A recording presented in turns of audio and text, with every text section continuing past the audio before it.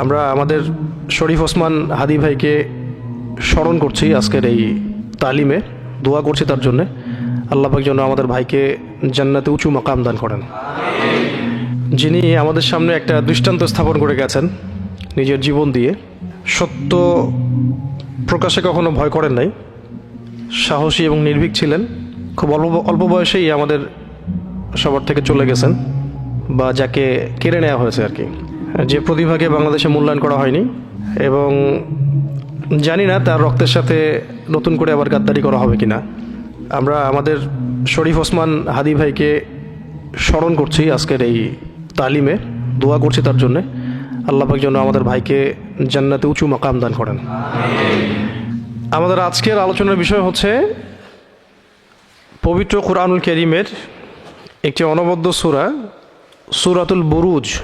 সূরাতুল বুরুজের একটা অংশ নিয়ে আমরা আলোচনা করব। পুরা সূরাটা হয়তো আজকে আলোচনা করার সুযোগ হচ্ছে না, সময় হবে না।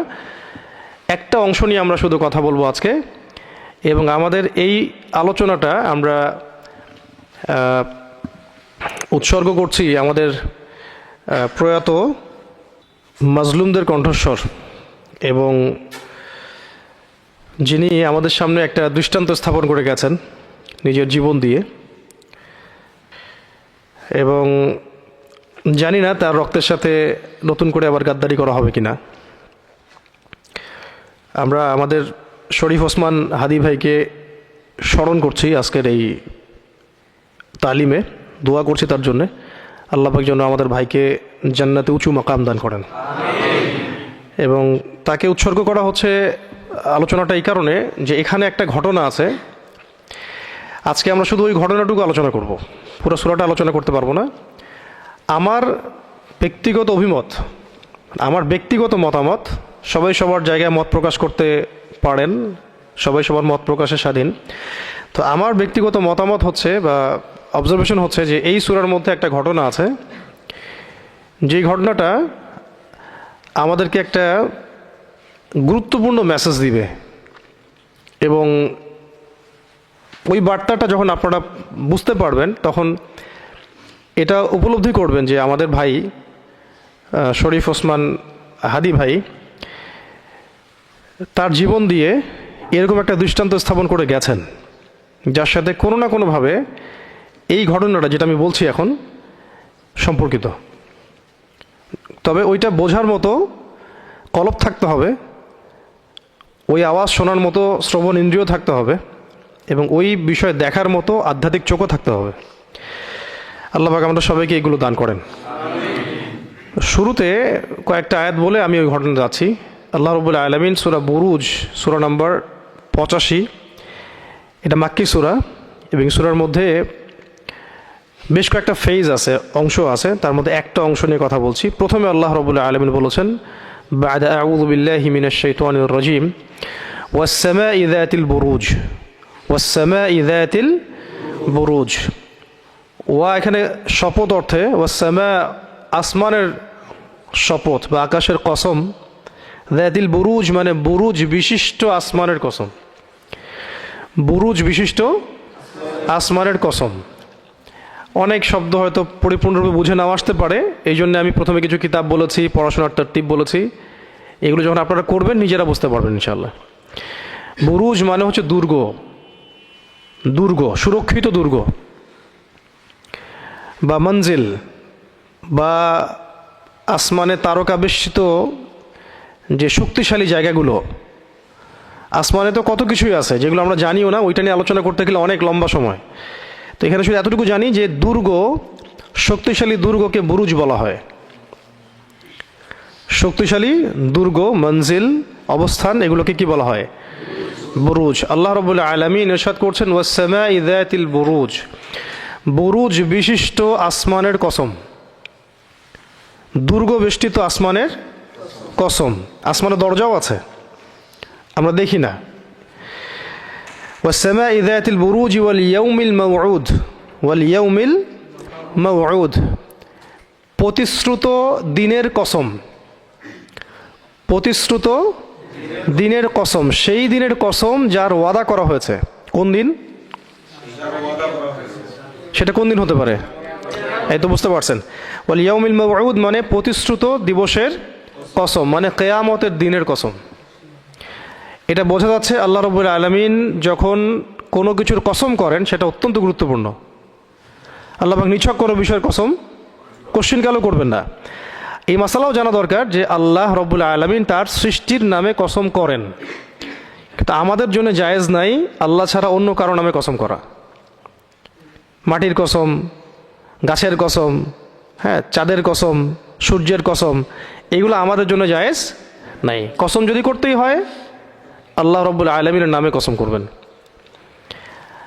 আর একটা হাদিসেও আসছে, মান হালাফা বিগাইরি ইসমিল্লাহি ফাকাদ কাফার, কেউ যদি আল্লাহ ছাড়া অন্য কারো নামে কসম করে তাহলে সেটা হবে কুফুরি। ফাকাদ কাফার, ছোট কুফুরি, মানে কুফুরি আর কি।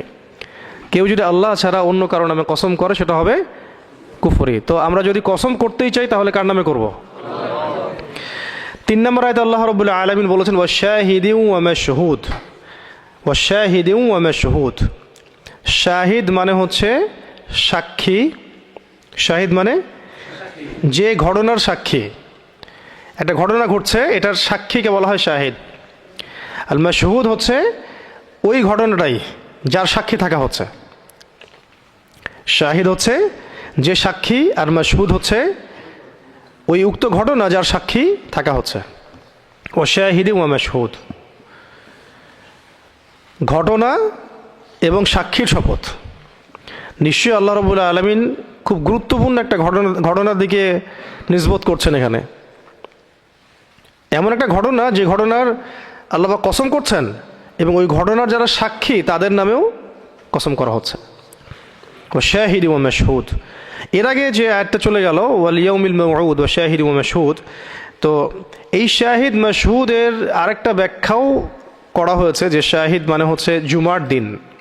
শাহিদ মানে জুমার দিন, মাশহুদ মানে আরাফার দিন। মাশহুদ মানে আরাফার দিন, এভাবে ব্যাখ্যা করা হয়েছে। কিন্তু এখানে একটা ঘটনার দিকে নিসবত করা হচ্ছে যে একটা ঘটনার কসম, এবং সেই ঘটনা যারা দেখেছে, প্রত্যক্ষ করেছে, তাদেরও কসম। তাহলে ঘটনাটা কি চারটাখানি কথা?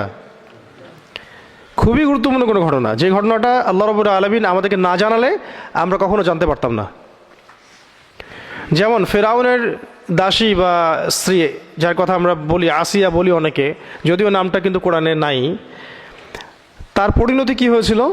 হত্যা করা হয়েছে তাকে, তার সন্তানদেরকেও হত্যা করা হয়েছে, এবং তিনি তখন দোয়া করেছিলেন আল্লাহ রাব্বুল আলামিনের কাছে যে আল্লাহ আমাকে জালেমের হাত থেকে বাঁচাও এবং তোমার কাছে নিকটে একটা জান্নাতে ঘর তৈরি করে দাও।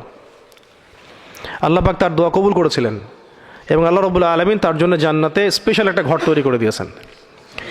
এবং সেই ঘর দিয়ে যে সুবাস আসছে, এই ঘ্রাণ, সেটা নবী সাল্লাল্লাহু আলাইহি ওয়াসাল্লাম মেরাজের রাতে পেয়েছেন। মেরাজের রাতে তিনি যখন ফিরছিলেন তখন এই ঘ্রাণ নবী সাল্লাল্লাহু আলাইহি ওয়াসাল্লাম পেয়েছেন। জিবরাইল আলাইহিস সালামকে জিজ্ঞাসা করেছিলেন যে এই সুঘ্রাণ কোত্থেকে আসছে। তো জিবরাইল আলাইহিস সালাম বলেছিলেন এটা হচ্ছে ফেরাউনের সেই দাসী, তার ঘর, যেটা আল্লাহ পাক তাকে জান্নাতে বানিয়ে দিয়েছেন। আর ফেরাউনের দাসী যে জান্নাতে গিয়েছে, এটা কি আমরা কোরআন নাজিল না হলে জানতে পারতাম? এই ঘটনা জানতে পারতাম না। সিমিলারলি এখানে একটা ঘটনার কথা বলা হচ্ছে, ও শাহিদি ওয়া মাশহুদ, প্রত্যক্ষ যারা দর্শী তাদের কসম, ওই ঘটনারও কসম। এই ঘটনা সম্পর্কে আমরা জানতে পারতাম না যদি আল্লাহ রাব্বুল আলামিন আমাদেরকে না জানাতেন। এই ঘটনা হয়তো ঘটেছে আজকে থেকে হাজার হাজার বছর আগে, অবশ্যই হাজার হাজার বছর আগে, আমরা জানতে পারতাম না। এবং এত গুরুত্বপূর্ণ সেই ঘটনা যেটা আল্লাহ রাব্বুল আলামিন কোরআনুল কারীমের মধ্যে নিয়ে আসছেন। এরপরে আল্লাহ পাক বলছেন কুতিলা আসহাবুল উখদুদ। কুতিলা আসহাবুল উখদুদ, কুতিলা মানে হচ্ছে ধ্বংস হোক আর কি। অন্য আয়াতেও আছে সূরা আবাসের মধ্যে যে কুতিলাল ইনসানু মা আকফারা, মানুষ ধ্বংস হোক, মানুষ কত বড় কাফের, কি কুফরি না সে করে। কুতিলাল ইনসানু মা আকফারা, মানুষ ধ্বংস হোক, সে কত অকৃতজ্ঞ, কথাটা এরকম আর কি। মানুষ ধ্বংস হয়ে যাক, সে কতই না অকৃতজ্ঞ। এখানে বলা হচ্ছে কুতিলা আসহাবুল উখদুদ, আসহাবুল উখদুদ ধ্বংস হয়েছে, আসহাবুল উখদুদ ধ্বংস হয়েছে। তাহলে আসহাবুল উখদুদের এই ঘটনা আল্লাহ পাক যদি আমাদেরকে এই সূরায় না জানাতেন আমরা কখনো জানতে পারতাম না। আর এই ঘটনার চারটাখানি কথা না, আল্লাহ পাক এই ঘটনাকে মানে সবার সামনে এনেছেন, কসমও করেছেন এই ঘটনার সাক্ষীদেরও এবং উক্ত ঘটনারও। তাহলে এটা নিশ্চয়ই এই পৃথিবীতে ঘটে যাওয়া ঐতিহাসিক ঘটনাগুলোর মধ্যে অন্যতম একটা শ্রেষ্ঠ ঘটনা। যেমন আসহাবুল কাহফ, এই ঘটনা কে জানতো যদি কোরআন না জানাতো? কি জানতো? যে 309 বছর কিছু যুবক ঘুমিয়েছিল, জানতে পারতো মানুষ? আবার আল্লাহবাক জীবিত করেছেন। ওজায়ের আলাইহিস ইসলামের ঘটনা, আল্লাহবাক ঘুম পাড়িয়ে রেখেছেন, আবার 100 বছর পরে জীবিত করেছেন, কেউ জানতে পারতো? একইভাবে সূরা ইয়াসিনে এক ব্যক্তির ঘটনা আছে, হাবিবে নাজ্জার। একটা গ্রামের মধ্যে একাধিক নবীকে পাঠানো হয়েছে, ঈমান আনে না মানুষ।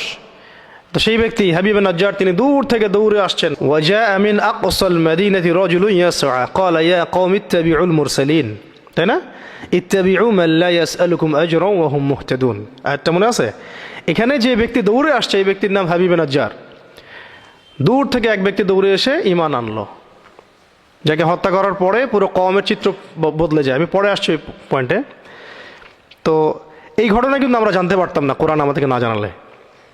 এরকমই বহু ঘটনা আছে আল কোরআনে যেগুলো আল্লাহ রাব্বুল আলামিন যদি আমাদেরকে না জানাতেন আমরা কখনো এই ঐতিহাসিক ঘটনাগুলো জানতে পারতাম না। এর সুবহানাল্লাহ বলা উচিত, সুবহানাল্লাহ। এই ঘটনাগুলো আমরা জানতে পারতাম না। এখানে কুতিলা আসহাবুল উখদুদ, মানে আসহাবুল উখদুদ ধ্বংস হোক। কেন ধ্বংস হওয়ার কথা বলা হচ্ছে? তাদেরকে বলা হচ্ছে আন-নারি যাতিল ওয়াকুদ। আসহাবুল উখদুদদেরকে সম্বোধন করা হচ্ছে আন-নারি যাতিল ওয়াকুদ, যে এরা প্রজ্বলিত আগুনওয়ালা ছিল আর কি।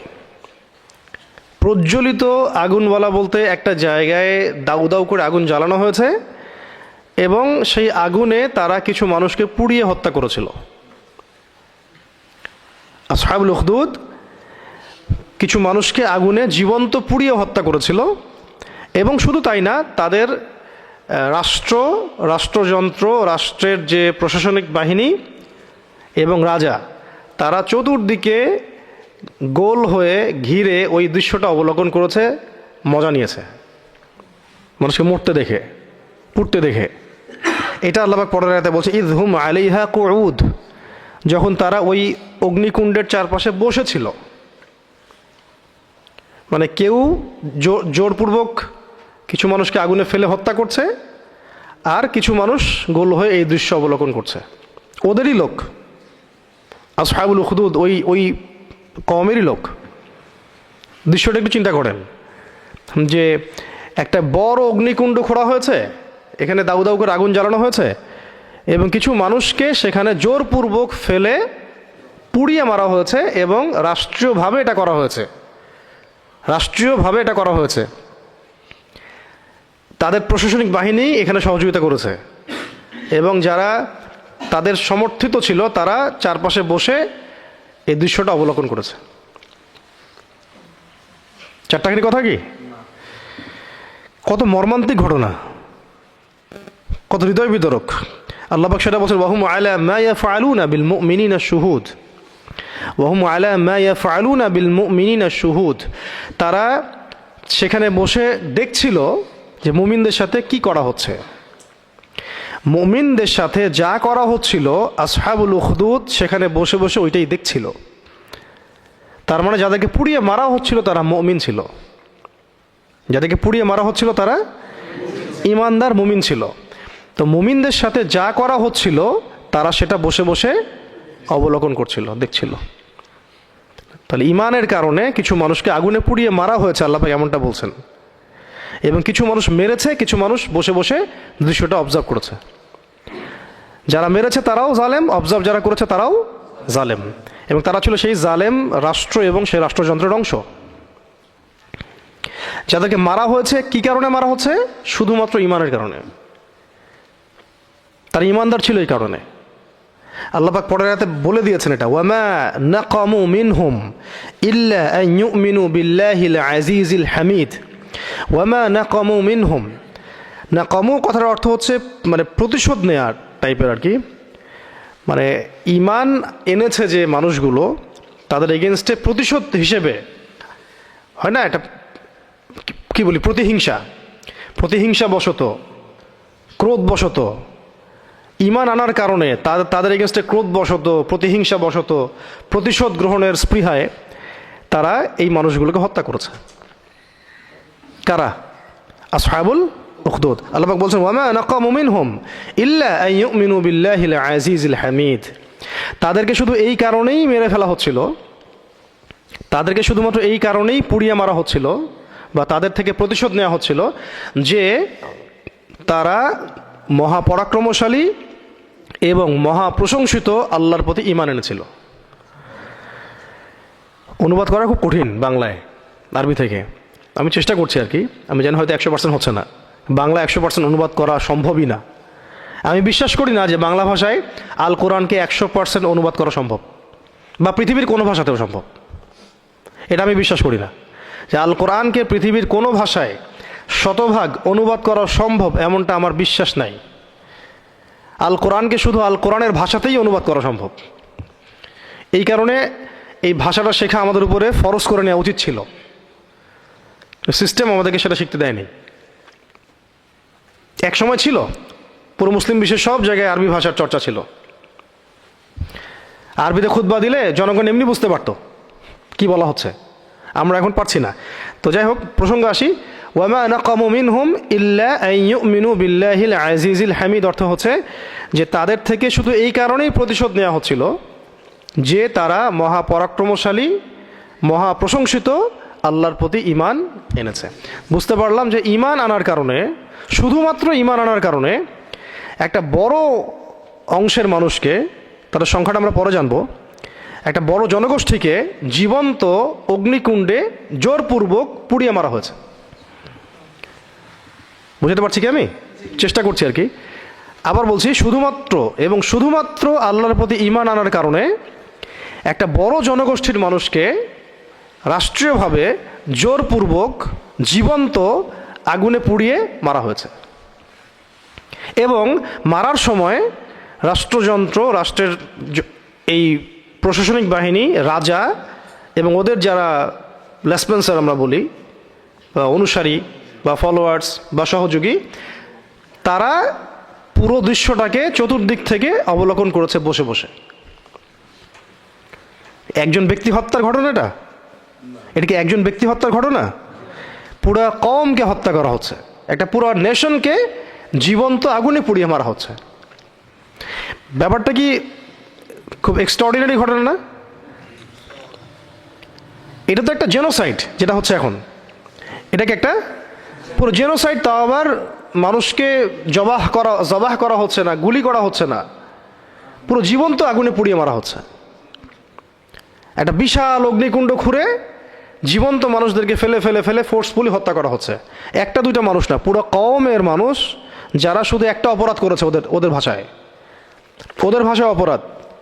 সেটা হলো শুধু আজিজিল হামিদ, মহাপরাক্রমশালী, মহাপ্রশংসিত আল্লাহর প্রতি ঈমান এনেছে, আর কিছু না। ঠিক যেমন মক্কায় রাসূল সাল্লাল্লাহু আলাইহি ওয়াসাল্লামের সাহাবায়ে কেরামদের উপরে কি অত্যাচারটা হয়েছে, স্বয়ং নবী সাল্লাল্লাহু আলাইহি ওয়াসাল্লামের উপরে কি অত্যাচারটা হয়েছে, এবং সাহাবায়ে কেরামদের উপরে কি অত্যাচারটা হয়েছে, কি কারণে? আবু জেহেলের দৃষ্টিতে অপরাধটা কি? আবু লাহাব, উতবা, সাইবাদের দৃষ্টিতে অপরাধটা কি? শুধু এক আল্লাহর প্রতি ঈমান আনা। আর এবং এই সূরাটা কিন্তু মাক্কি সূরা। সাহাবীদেরকেই তো এখানে উৎসাহিত করা হচ্ছে যে এমন ঘটনাও ঘটে গেছে। এই ঘটনাগুলোকে আমরা জানতে পারতাম আল্লাহ পাক না জানালে? এবং ইতিহাসবিদরা এটা হয়তো কখনো সামনেও আনতো না। এটা কাফেরদের হাতে হয়েছে এই ঘটনা। এই ঘটনার পিছনে যারা ছিল, এটা ছিল ইহুদি। এই ঘটনার পিছনে শক্তিটা ছিল ইহুদি শক্তি।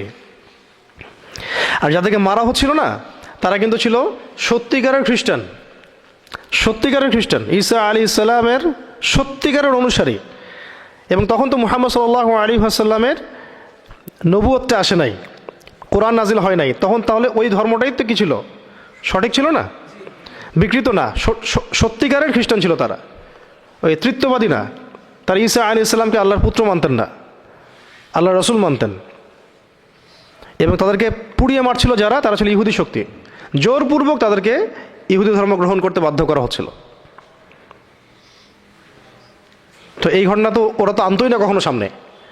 ঠিক যেমন প্রশ্ন করছিল না একজন যে আসহাবুল কাহাফের কি হয়েছিল, জুলকারনাইন বাদশার কি হয়েছে আলাইহিস সালাম, আর রূহ কাকে বলে, তিনটা প্রশ্ন করেছিলেন ইহুদিরা কিন্তু ওই প্রশ্ন করে নাই যে মুসা আলাইহিস সালাম আর খিদর আলাইহিস সালামের কি হয়েছিল, কিন্তু আল্লাহ রাব্বুল আলামিন ওটা অতিরিক্ত জানিয়ে দিয়েছেন যে যারা তোমরা প্রশ্ন করেছো তারাও জেনে রাখো যে তোমরা যে নবীর উম্মা হিসেবে দাবি করো সেই নবীও জ্ঞান শিখতে আমার এক বান্দার কাছে গিয়েছিলেন। নিজেদেরকে এত অহংকারী ভেবো না। তারা কিন্তু এটা জানতে চায় নাই, আল্লাহ পাক এটা জানিয়ে দিয়েছেন সূরা কাহফের মধ্যে। তো এই কারণে এই ঘটনা তো জানতে পারতাম না আমরা যে মুসা আলাইহিস সালামকেও জ্ঞান শিখতে অন্য একজন ব্যক্তির কাছে যেতে হয়েছে। ইহুদিরা কি এটা বলতো কখনো আদৌ? কখনোই বলতো না। যাই হোক, এরপরে আসেন যে আল্লাহ পাক বলছেন আল্লাযী লাহু মুলকুস সামাওয়াতি ওয়াল আরদি ওয়াল্লাহু আলা কুল্লি শাইইন শাহীদ। কোন আল্লাহর প্রতি ঈমান আনার কারণে তাদেরকে পুড়িয়ে মারা হচ্ছে? যে আল্লাহ রব্বুল আলামিন আসমান সমূহের মালিক, যে আল্লাহ রব্বুল আলামিন আসমান সমূহের মালিক এবং এই জমিনের মালিক, এবং আল্লাহ রব্বুল আলামিন প্রত্যেকটা বিষয় সম্পর্কে সূক্ষ্মদর্শী। শাহিদ মানে এখানে শুধু সাক্ষী না, আল্লাহ পাক সাক্ষী প্রত্যেকটা ঘটনার এমন না, এবং আল্লাহ রব্বুল আলামিন প্রত্যেকটা ঘটনা সম্পর্কে বেশাক্ত সাক্ষী আছেন এবং সূক্ষ্মদর্শী। শাহিদ মানে এখানে কি? সূক্ষ্মদর্শী। কোন আল্লাহর প্রতি ঈমান আনার কারণে তাদেরকে পুড়িয়ে মারা হচ্ছে? যে আল্লাহ রব্বুল আলামিন আসমান সমূহের মালিক এবং এই জমিনের মালিক, এবং যিনি প্রত্যেকটা ঘটনা সম্পর্কে সূক্ষ্মদর্শী। আচ্ছা, এরপরে আল্লাহ পাক বলছেন ইন্নাল্লাযীনা ফাতানুল মুমিনিনা ওয়াল মুমিনাত, নিশ্চয়ই যারা মুমিন পুরুষ আর মুমিন নারীদেরকে ফিতনায় ফেলেছিল। ফিতনায় ফেলেছিল মানে হচ্ছে ওই ঘটনার দিকে নিসবত করা হচ্ছে, আগুনে পুড়িয়ে মেরেছিল, কষ্ট দিয়েছিল। সুম্মা লাম ইয়াতুবু, এরপরে আবার তওবাও করে ফিরে আসে নাই, এরপরে আবার তওবা করে ফিরেও আসে নাই। ফালাহুম আযাবু জাহান্নাম, এদের জন্য জাহান্নামের আযাব, এদের জন্য জাহান্নামের আযাব। মানে যারা জালেম ছিল, যারা কাতেল ছিল, তাদের কথা বলা হচ্ছে। ওয়ালাহুম আযাবুল হারিক, এবং তাদের জন্য আছে সেখানে দহন যন্ত্রণা, মানে চামড়া পুড়ে যাবে, নতুন চামড়া দেয়া হবে। আগুনের দহন যন্ত্রণা অপেক্ষা করছে তাদের জন্যে। কাদের জন্যে? কাদের জন্যে? যারা পুড়িয়ে মেরেছিল ওই মুমিন নারী পুরুষদেরকে। নিশ্চয়ই যারা ওই মুমিন নারী এবং পুরুষদেরকে ফিতনায় ফেলেছিল, অর্থ হচ্ছে পুড়িয়ে মেরেছিল, তাদের জন্য আছে দহন যন্ত্রণা। ও আরেকটা কথা মিস হয়ে গেল মাঝখানে, যে একটা কথা মিস হয়ে গেছে, সেটা হচ্ছে নিশ্চয়ই যারা ওই মুমিন পুরুষ আর মুমিন নারীদেরকে ফিতনায় ফেলেছিল, ফিতনা মানে বললাম আগুনে পুড়িয়ে মেরেছিল, এরপরে তওবা করেও ফিরে আসে নাই। মানে তওবার একটা সুযোগ আল্লাহ পাক দিয়েছিলেন, তওবা করেও তারা ফিরে আসে নাই। তাদের জন্য আছে জাহান্নামের আযাব এবং দহন যন্ত্রণা। আর ইন্নাল্লাযীনা আমানু ওয়া আমিলুস সলিহাত, আর যারা ঈমান এনেছিল এবং সৎ আমল সম্পাদন করেছিল বা করেছে, যারা ঈমান এনেছে এবং সৎ আমল সম্পাদন করেছে, লাহুম জান্নাত, তাদের জন্য আছে জান্নাত, তাদের জন্য আছে জান্নাত তাজরি মিন তাহতিহাল আনহার, এবং যার তলদেশ দিয়ে নদীসমূহ বা নহরসমূহ প্রবাহিত হচ্ছে। যালিকাল ফাওজুল কাবীর, এটাই হচ্ছে সবচেয়ে বড় সাফল্য, এটাই হলো সবচেয়ে বড় সাফল্য। এইটুকু হচ্ছে সূরা বুরুজের একটা অংশ। পরের অংশটা আমরা আজকে আলোচনা করছি না, এই অংশটুকু নিয়ে কথা বলছি।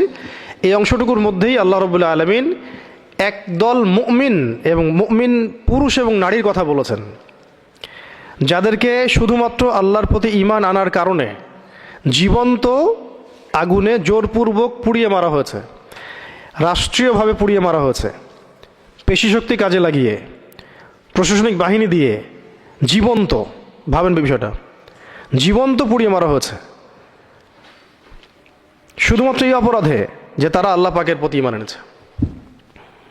কোন আল্লাহ? যে আল্লাহর রাজত্ব হচ্ছে আসমান সমূহে, জমিনে, যে আল্লাহ প্রত্যেকটা বিষয় সম্পর্কে সূক্ষ্মদর্শী, তাদের অপরাধ এতটুকুই, ঈমান আনা, শতামল করা।